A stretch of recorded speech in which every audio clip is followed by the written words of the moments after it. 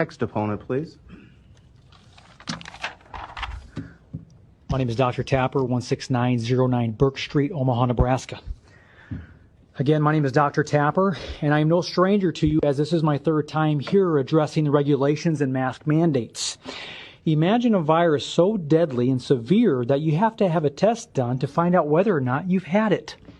You guys are basing these numbers on positive cases and not hospitalizations or deaths. That's what you should be basing those off of.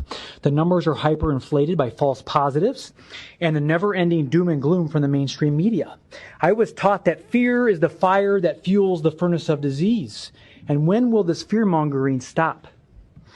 It is terrifying to me to think how easily this mask mandate could turn into a vaccine one. You see, I follow the vaccine narrative very closely, and I have been for the last decade. I have witnessed firsthand the damages that can occur after a vaccination, conditions like transverse myelitis or Guillain-Barré. I have met many families that have lost a child to vaccine injury. Injuries are real and not rare. The companies that lie and gaslight these poor families are the same companies and organizations that feed you and the public this corona propaganda. Last year, the World Health Organization stated that the greatest threat to our health is people who refuse vaccinations. Shortly after that, the ACIP for the CDC stated that they cannot force vaccinations, but they could force compliance. How are they going to do that?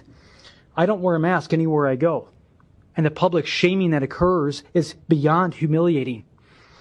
I have been refused business, and on some occasions I couldn't enter the store. If the mask mandate turns into a vaccine mandate, you will not be allowed to go back to work, earn a paycheck, renew your driver's license, or function in everyday society without proof of the vaccination.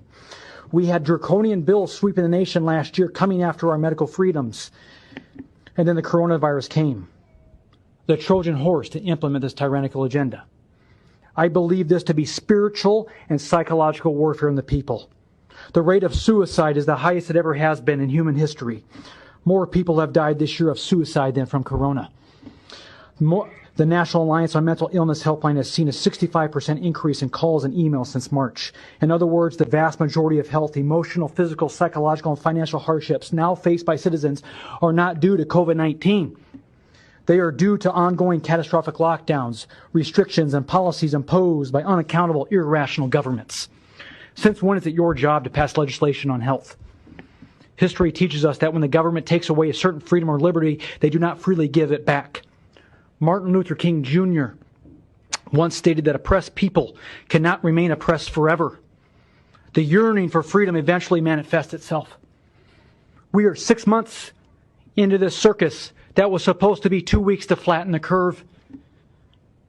I pray to the good Lord above that the people wake up and realize that we're not dealing with a temporary inconvenience here, but we are headed into a full-on medical dictatorship.